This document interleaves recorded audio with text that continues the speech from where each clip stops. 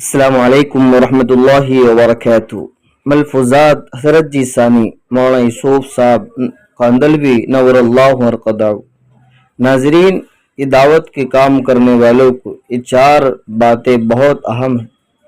حضرت جی مولانا یوسف صاحب رحمۃ اللہ علیہ کی ملفوظات میں چار باتیں جن سے روکا جائے۔ ہر ساتھی کو یہ بات سننا چاہیے، اس ملفوظ کو سننا ہے، شیئر بھی کرنا ہے، اس پر عمل بھی کرنا ہے۔ دعوت کے کام کا ہر ساتھی اس کو سنے۔ چار باتیں جن سے روکا جائے، حضرت فرماتے ہیں چار باتیں وہ ہے جن سے پورے اہتمام کے ساتھ بچا جائے۔ وہ چار باتیں کون سی؟ نمبر 1، کسی سے سوال نہ کیا جائے، کسی سے سوال نہ کیا جائے بلکہ کسی کے سامنے اپنی کوئی ضرورت ظاہر بھی نہ کی جائے، یہ بھی ایک طرح کا سوال ہی ہے۔ نمبر 2، اشراف سے بھی بچا جائے۔ اشراف، الف شین را الف فا، اشراف۔ اشراف کیا ہے؟ اشراف یہ ہے کہ زبان سے تو سوال نہ کرے لیکن دل میں کسی بندے سے کچھ حاصل ہونے کی طمع ہو، لالچ ہو، گویا بجائے زبان کے دل میں سوال ہو۔ یہ دو چیزیں۔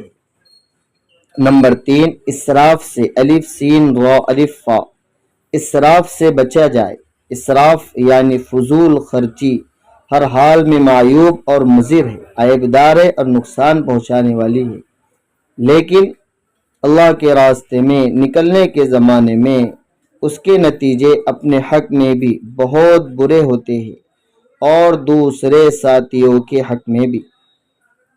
یہ تین چیزیں ہیں۔ نمبر 4، بغیر اجازت کسی ساتھی سے بھی کسی ساتھی کی بھی کوئی چیز استعمال نہ کی جائے۔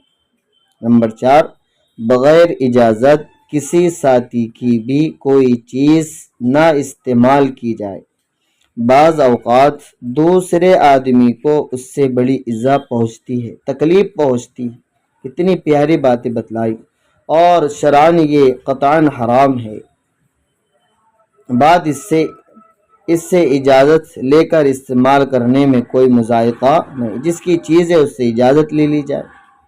بس یہ ہے ضروری باتیں جن کی پابندی اس راستے میں نکلنے والوں کے لیے ضروری ہے، اور آپ لوگوں کے 24 گھنٹے ان پابندیوں کے ساتھ گزارنا چاہیے۔ ان اعمال کی پوری پابندی کرتے ہوئے آپ اللہ کی زمین اور اللہ کی مخلوق میں پھرے اور اپنے لیے اور پوری امت مسلمہ کے لیے اور عام انسانوں کے لیے اللہ سے ہدایت مانگے۔ بس یہی آپ کا عمل اور آپ کا وظیفہ ہو۔ اگر آپ نے ایسا کیا تو اللہ تعالیٰ جو ارحم الراحمین ہے ہرگز محروم نہیں رکھے گا۔